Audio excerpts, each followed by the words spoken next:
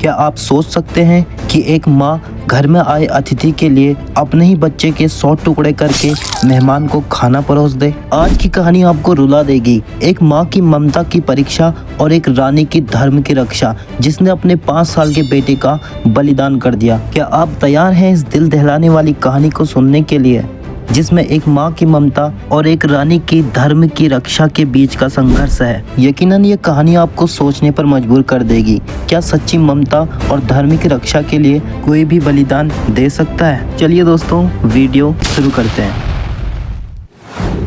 दोस्तों, जैसा कि आप सभी जानते हैं, सृष्टि के रचयिता हैं श्री ब्रह्मा जी, सृष्टि के पालनहार हैं श्री विष्णु जी और मोक्ष के दाता हैं भगवान महादेव। भगवान शंकर जो बड़े ही भोले हैं, जो जल्द ही अपने भक्तों पर प्रसन्न हो जाते हैं। एक पल के लिए भी जो भोले का ध्यान करता है, उसकी सभी मनोकामनाएं प्रभु पूर्ण करते हैं। महादेव जो कि कैसी कैसी लीलाएं रचकर अपने भक्तों का उद्धार करते हैं। ये कहानी है भगवान शिव की एक भक्त की, जिसका नाम रानी चांगुणा था। एक बार मुनि नारद शिवलोक जाते हैं और भगवान शिव माता पार्वती का दर्शन करते हैं। तभी माता पार्वती नारद जी से पूछती हैं, हे मुनिवर, इस समय तीनों लोक में भगवान शिव का सबसे बड़ा भक्त कौन है? माता पार्वती मन ही मन सोचती हैं कि नारद उन्हीं का नाम लेंगे, लेकिन नारद मुस्कुराए और बोले, नहीं माते, इस समय संसार में कांति नगर की रानी चांगुणा भगवान शिव की सबसे बड़ी भक्त है। अतिथि सत्कार, दीन दुखियों की सेवा, द्वार पर आए भिक्षु की झोली में भिक्षा डालना अपना सबसे बड़ा धर्म मानती है। ऐसी है रानी चांगुणा। यह बात सुनकर माता पार्वती को बड़ा आश्चर्य हुआ। आखिर कौन ऐसा भक्त है जो भोलेनाथ का मुझसे भी बड़ा भक्त है, जबकि मैं तो भोलेनाथ के साथ सदा ही रहती हूँ। तब माता पार्वती भगवान शिव से कहती हैं, चलिए प्रभु, जाकर देखते हैं संसार की धरती पर आखिर कौन आपका सबसे बड़ा भक्त है। हम भी मिलना चाहते हैं रानी चांगुणा से। भोलेनाथ मन ही मन में मुस्कुराए, क्योंकि वह तो अंतर्यामी है, सब कुछ भली भांति जानते हैं। लेकिन माता पार्वती के कहने पर भगवान शिव अपने भक्त रानी चांगुणा से मिलने के लिए चले जाते हैं। माता पार्वती अदृश्य रूप में उनके साथ थी। भगवान शिव ने एक जोगी भिक्षु का रूप धारण करके नगर में प्रवेश किया और जोर से आवाज लगाई, भिक्षाम देहि। भिक्षु की आवाज सुनकर नगर के सारे लोग भिक्षु को भिक्षा देने लगे। तभी रानी चांगुणा भी आती है और योगी की झोली में भिक्षा डालने लगती है। तभी भिक्षुक ने भिक्षा लेने से इनकार कर दिया। रानी चांगुणा को बड़ा आश्चर्य हुआ और वो मन ही मन अपना अपमान महसूस करने लगी। रानी चांगुणा पूछती है, आपने सबसे भिक्षा ली, किंतु मेरी भिक्षा क्यों इनकार कर रहे हैं? भिक्षुक ने कहा, क्योंकि तुम एक निसंतान हो और निसंतान से भिक्षा लेना मेरे लिए पाप हो जाएगा। इतना सुनकर रानी चांगुणा फूट फूट कर रोने लगी। तभी वह कहती है, संतान होना या ना होना ये तो विधाता के हाथ में है, और भोले बाबा जब चाहेंगे तब संतान भी दे देंगे। अभी मैं निसंतान हूँ, इसमें मेरा क्या दोष है? और वह फूट फूट कर रोने लगती है। रानी चांगुणा की बातें जोगी के हृदय को अंदर से पत्थर की तरह चोट लग रही थी। तभी भगवान शिव को अपने भक्त के सामने झुकना पड़ा और वह कहते हैं, तुम्हारी जैसी भक्त भगवान शिव की मैं आज तक कभी नहीं देखी। मैं प्रसन्न हुआ, तुम यह भिक्षा मेरी झोली में डाल दो। और रानी चांगुणा को आशीर्वाद देते हुए कहते हैं, तुम्हें एक संतान की प्राप्ति होगी जिसका नाम चिल्या होगा। इतना सुनकर रानी चांगुणा काफी प्रसन्न हुई और मन ही मन भोलेनाथ का धन्यवाद करती है और बहुत जोगी भिक्षुक वहां से चले जाते हैं। काफी समय बीतता जाता है। रानी चांगुणा अपने आने वाले बच्चे के बारे में सोचती है और मन ही मन मुस्कुराती है। आखिरकार वह दिन भी आ गया जब रानी चांगुणा ने एक बच्चे को जन्म दिया। नगर में चारों तरफ खुशियां ही खुशियां थी। राजा रानी का परिवार खुशियों से बीतने लगा। तभी एक दिन माता पार्वती भगवान शिव के चरण दबाती है और खूब सेवा करती है, और अचानक नारद मुनि वहां आ जाते हैं। और माता पार्वती सोचती हैं, आज न जाने मुनि नारद कौन सा समाचार लेकर आए हैं। और वह फिर नारद से पूछती हैं कि हे मुनिवर, अब बताइए भगवान शिव का सबसे बड़ा भक्त कौन है? माता पार्वती को लगा नारद उन्हीं का नाम लेंगे, क्योंकि नारद ने आते हुए देखा था माता पार्वती कैसे भगवान शिव की सेवा कर रही थी। लेकिन नारद जी अभी भी रानी चांगुणा का ही नाम लेते हैं और कहते हैं, नहीं माते, आज भी रानी चांगुणा भगवान शिव का सबसे बड़ी भक्त है। जब से उसे संतान की प्राप्ति हुई है, तब से उसकी भक्ति भगवान शिव के प्रति और भी ज्यादा बढ़ गई है। यह सुनकर माता पार्वती मन ही मन उदास होती है और भोलेनाथ से कहती है कि हे प्रभु, आज आपके भक्ति की परीक्षा हो जाए। भगवान शिव को माता पार्वती के सामने झुकना पड़ता है और विवश होकर वो एक औघड़ का रूप धारण करके नगर में प्रवेश करते हैं और जोर से पुकारते हैं, भिक्षाम देहि। तभी रानी चांगड़ा बाहर आती है, औघड़ बाबा के पैर छूती है और ले जाकर सिंहासन पर बैठा देती है। राजा रानी दोनों ही औघड़ बाबा के पैर बड़े ही प्रेम से धोती हैं और बाबा से कहती हैं, आप बैठिए बाबा, आपके लिए खाने का प्रबंधन करती हूँ। तभी औघड़ बाबा के आगे खाने की थाली सजा कर लाई जाती है और रानी चांगड़ा कहती है, बाबा भोजन ग्रहण कीजिए, लेकिन बाबा खाने से मना कर देते हैं। रानी चांगड़ा सोचती है शायद भोजन में कोई कमी रह गई होगी, मैं स्वयं जाकर औघड़ बाबा के लिए खाना बनाकर लाती हूँ। वह रसोई घर में जाती है और बड़े ही प्यार से बाबा के लिए खाना बनाती है। 56 प्रकार के भोजन बाबा के सामने रखती है और कहती है, बाबा अब भोजन ग्रहण कीजिए। लेकिन औघड़ बाबा उस भोजन को भी खाने से मना कर देते हैं। तभी राजा रानी दोनों पूछते हैं, बाबा क्या भोजन में कुछ कमी रह गई है, हमें बताइए। तभी औघड़ बाबा कहते हैं, चांगुड़ा पहले तो मुझे वचन दे, फिर मैं तुझे अपनी पसंद बताऊंगा। रानी चांगड़ा जो कुछ नहीं जानती थी वह बाबा को वचन देती है और कहती है, बाबा मैं वचन देती हूँ, आप जो कहेंगे वही आपके लिए भोजन तैयार कराऊंगी। तभी औघड़ बाबा कहते हैं, मैं मांसाहारी हूँ, मुझे मांस खाना अच्छा लगता है, मेरे लिए मांस का भोजन बनाओ। तभी रानी चांगड़ा कहती है, बाबा हम तो भोलेनाथ के भक्त हैं, पर हम आपके लिए मांस का प्रबंधन करते हैं। तभी रानी चांगड़ा अपने सैनिक से कहती है कि वह एक शेर का शिकार करके लाए, लेकिन औघड़ बाबा वह मांस खाने से मना कर देते हैं और कहते हैं, चांगुड़ा मैं पशु पक्षी जंगली जीवों का मांस नहीं खाता, मुझे मनुष्यों का मांस खाना अच्छा लगता है, मेरे लिए वही मांस पकाओ। यह बात सुनकर राजा रानी सोच में पड़ जाते हैं कि यह क्या मांग लिया खाने में औघड़ महाराज ने। तभी औघड़ बाबा कहते हैं, लगता है आपका मन मुझे भोजन कराने का नहीं है, मैं भूखा ही यहाँ से चला जाता हूँ। मैंने सुना था इस द्वार पर जो आता है वह कभी भूखा प्यासा नहीं जाता। तभी रानी चांगुड़ा विनती करती है, रुकिए महाराज, ऐसा कभी नहीं हुआ कि इस द्वार से कोई भूखा जाए। तभी राजा कहते हैं कि आप मेरा मांस खाएं, मैं आपकी सेवा में उपस्थित हूँ। औघड़ बाबा कहते हैं, आप इस राज्य के राजा हैं और आपके बिना प्रजा का देख रेख कौन करेगा, इसलिए मैं आपका मांस नहीं खा सकता।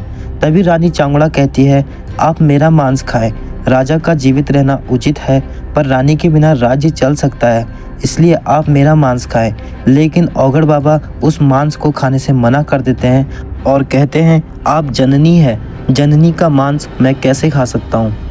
अब राजा रानी काफ़ी दुखी हो गए और चिंता में डूब गए और कहते हैं, महाराज आप मांस की मांग कर रहे हैं और वो भी नर का मांस, आप हमारा भी मांस नहीं खाना चाहते, अब आप ही इसका कोई उपाय बताइए। तभी औघड़ बाबा कहते हैं रानी से, तुम्हारा इस उपाय का हल है मेरे पास। रानी चांगुड़ा कहती है, बताइए महाराज वो क्या हल है। तभी वह रानी चांगुड़ा से कहते हैं, तेरा लाल चिल्लिया जिसके छोटे नन्हे पैर हैं, कोमल शरीर है, तेरे बेटे का मांस काफ़ी स्वादिष्ट होगा और मुलायम भी होगा। अगर तू मुझे अपने बेटे का मांस खिला दे तो मेरी भूख शांत हो जाएगी। और इतना ही सुनना था, रानी चांगुड़ा की आंखों से आंसू बहने लगे, उसके चेहरे का रंग नीला पड़ चुका था और कहने लगी, महाराज वह छोटा बालक जो केवल अभी 5 साल का है, जो मेरे जीवन का सहारा है, जो मेरी आंखों का तारा है, जिसको कभी मैंने धूप भी नहीं लगने दी। रानी सब कुछ सोचने लगी, जब मैं निसंतान थी लोग मुझे बाज कहकर पुकारते थे, कान पक गए थे ताने सुन सुनकर, जिसकी सिर्फ आवाज़ सुनने के लिए मेरे कान तरस चुके थे। आप उसी बच्चे का मांस खाने के लिए मुझसे कह रहे हैं, ये मुझसे नहीं हो पाएगा। और रोते हुए भोलेनाथ से कहती है, क्या इसी दिन के लिए तुमने मुझे ये पुत्र दिया था? ये सब सुनने से पहले मैं मर क्यों नहीं गई। तभी औघड़ को क्रोध आ जाता है और वो वहाँ से जाने लगते हैं और कहता है, तेरा धर्म सिर्फ दिखावा है। मैंने सुना था कि तुम भगवान शिव के बहुत बड़े भक्त हो, द्वार पर आवे अतिथि का सेवा करती हो, वह सब क्या ढोंग है? कहते हैं मैं यहाँ से जा रहा हूँ और जाते जाते आपको एक श्राप देकर जाऊंगा कि तुम्हारा यश कीर्ति सब कुछ नष्ट हो जाएगा। तभी रानी औघड़ बाबा से कहती है, बाबा रुकिए, और वो चिड़िया को लेकर आती है जो कि बगीचे में खेल रहा था, लाकर महाराज को सौंप देती है और कहती है, लीजिए महाराज, इसे आप ले जाइए, पर आप इसे मेरे सामने कुछ नहीं करेंगे। औघड़ को फिर गुस्सा आता है और कहता है, मैं कोई जंगल का पशु नहीं जो कच्चा मांस खाऊंगा। तुम अपने हाथों से इसके 100 टुकड़े करो और खौलते पानी में डालकर मांस अच्छे से पकाओ, फिर मेरे सामने भोजन की थाली लेकर आना। इतना क्या सुनना था, रानी चांगुड़ा के तो होश उड़ गए। औघड़ बाबा फिर से चिल्लाते हैं, क्या तू भूल गई अपना वचन? रानी चांगुड़ा सुन्न रह गई। तूने वचन दिया था मन चाहा भोजन कराने का। वचन की बात सुनकर रानी चांगुड़ा अपने बच्चों को रसोई की तरफ ले जाती है और एक झटके से टेबल पर लेटा देती है। आप सोच सकते हैं क्या बीत रही होगी रानी चांगुड़ा के दिल पर, जो अपने ही बच्चे को अपने हाथों से काटने वाली थी। माँ का हृदय कभी पत्थर नहीं होता। परिस्थिति और हालात कुछ ऐसे हो जाते हैं कि उसकी ममता को पत्थर बना देते हैं। तभी वो अपने बच्चे की गर्दन पर छुरी रख देती है। बच्चा रोता है और बोलता है, माँ मैंने क्या किया है, मुझे क्यों मार रही हो? मैं आपका छोटा सा नन्हा सा बालक हूँ। मैंने ऐसी क्या गलती कर दी जिसकी तुम मुझे ये सजा दे रही हो? तभी चांगुड़ा रोते हुए कहती है, मेरे लाल, कोई भी माँ अपने बेटे को क्यों काटेगी? औघड़ बाबा को मैंने वचन दिया है मन चाहा भोजन कराने का, और औघड़ बाबा ने तेरा मांस खाने को कहा है। मैं विवश हूँ मेरे लाल, मैं विवश हूँ। इतना सुनने के बाद चिल्या कहता है, माँ तू क्यों रोती है? मेरा जीवन धन्य हुआ कि ये शरीर मेरा तेरे काम आया है। मैं भोलेनाथ से प्रार्थना करूँगा कि अगले जन्म में तेरी कोख से जन्म लूँ। और कहता है, तू अपना वचन निभा माँ, अपने धर्म का पालन कर। तभी रानी चांगुड़ा ने बच्चे का सिर काट दिया। हाय रे विधाता, जिस बच्चे को इतने प्यार से नाजुक से हाथों से पाला हो, उसी हाथों से अपने बच्चे के टुकड़े टुकड़े कर दिए। वह इस कदर पत्थर हो चुकी थी कि उसे कुछ भी होश ना रहा। लेकिन कहते हैं ना, माँ की ममता हृदय से कभी जाती ही नहीं। उसने चिल्या का सर उठाकर एक ताजुब में छुपा कर रख दिया और बाकी टुकड़े को उठाकर खौलते पानी में डाल दिया पकाने के लिए। भोजन तैयार हो गया था। फिर वो भोजन बनाकर लाती है और कहती है, भोजन ग्रहण कीजिए। तभी औघड़ बाबा को फिर गुस्सा आ जाता है। चांगुड़ा, लगता है तुम्हारी भक्ति झूठी है, तुम्हारा धर्म मुझे ढोंग लग रहा है। रानी चांगुड़ा कहती है, अब क्या भूल हो गई मुझसे महाराज? औघड़ कहते हैं, इसमें सिर का मांस क्यों नहीं है? वही तो सबसे स्वादिष्ट होता है, जिसमें 5 तत्व होते हैं। अगर वो नहीं है तो ये भोजन मेरे लिए बेकार है। रानी चांगुड़ा रोते हुए कहती है, महाराज यह जानते हुए माँ की ममता अंधी होती है, मैंने चिल्या का सर छुपा कर ताबूज में रख दिया ताकि उस चेहरे को रोज देख सकूं।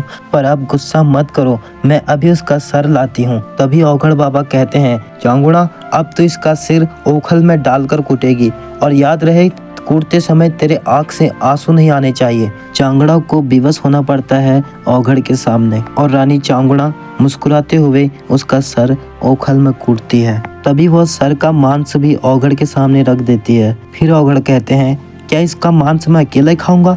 तुम दोनों भी मेरे साथ खाओगे। आखिर राजा रानी करते भी क्या, 3 थालियां लगाई जाती हैं और तीनों में मांस परोसा जाता है। तभी औघड़ कहते हैं, चांगुड़ा एक थाली और लेकर आ। तभी रानी कहती है, महाराज चौथी थाली किसी और को भी बुलाया है खाने पर? तभी औघड़ बाबा मुस्कुराते हैं और कहते हैं, चौथी थाली चिल्या की है, तुम्हारे बेटे की। राजा रानी सोच में पड़ जाते हैं, जिस बेटे का मांस थाली में पड़ा है और बाबा कहते हैं चौथी थाली चिल्या की है। वो मनी मन सोचते हैं, हो ना हो यह बाबा कोई पागल है। लेकिन वो क्या करते, वो विवश थे। फिर वह चौथी थाली लाकर रख देती है। फिर क्या था, औघड़ मुस्कुराते हैं और कहते हैं, चांगुड़ा बाहर जाओ, चिल्या को लेकर आओ, वह भी हमारे साथ भोजन करेगा। रानी जो कि पूरी तरह विवश थी, वह बाहर जाती है और चिल्या को आवाज देती है। फिर क्या था, अचानक देखती है चिल्या माता पार्वती का हाथ पकड़कर उनकी ओर आ रहा है। यह देखकर रानी चांगुड़ा बहुत खुश होती है और उसे अपने सीने से लगाती है और बार बार उसके गालों को चूमती है, माथे को चूमती है और बार बार उसे सीने से लगाती है। और देखती है वो जो घर में औघड़ बाबा के रूप में थे, वो साक्षात भगवान महादेव बनकर आ गए, और जो थाली मांस की थी वो स्वादिष्ट भोजनों में बदल चुकी थी। यह सब देखकर राजा रानी आश्चर्यचकित हो गए और दोनों ही माता पार्वती महादेव के चरणों में नतमस्तक हो गए। तभी भोलेनाथ जी रानी चांगुड़ा से कहते हैं, चांगुड़ा मैं तेरी भक्ति से प्रसन्न हुआ, तुमने जो आज किया है उसके लिए युगों युगों तक आने वाले लोग आपके बलिदान और भक्ति को याद करेंगे। मैंने तुम्हारी परीक्षा ली जिसमें तुम सफल हो गए। उसके बाद भगवान शिव ने खुद चिल्या का राज तिलक किया। धरती पर रानी चांगुड़ा का शिव के प्रति त्याग और बलिदान देखकर सारे देव लोगों ने चांगुड़ा की प्रशंसा की। भोलेनाथ ने अपने भक्त पर असीम कृपा की। मित्रों, यह कहानी आस्था और विश्वास की है। इस प्रकार के त्याग और बलिदान कभी हुआ करते थे। आज के युग में इसकी आवश्यकता नहीं है। आज यदि सच्चे मन से प्रभु को पल भर भी याद किया जाए तो बेड़ा पार हो जाता है। स्वयं तुलसीदास ने मानस में ये बात कही है, प्रभु की कथा का कोई अंत नहीं है, प्रभु तो स्वयं अनंत हैं। आपके और आपके परिवार पर भोलेनाथ की कृपा हमेशा बनी रहे। और अगर वीडियो पसंद आया हो तो एक लाइक ज़रूर करें और कमेंट में हर हर महादेव ज़रूर लिखें।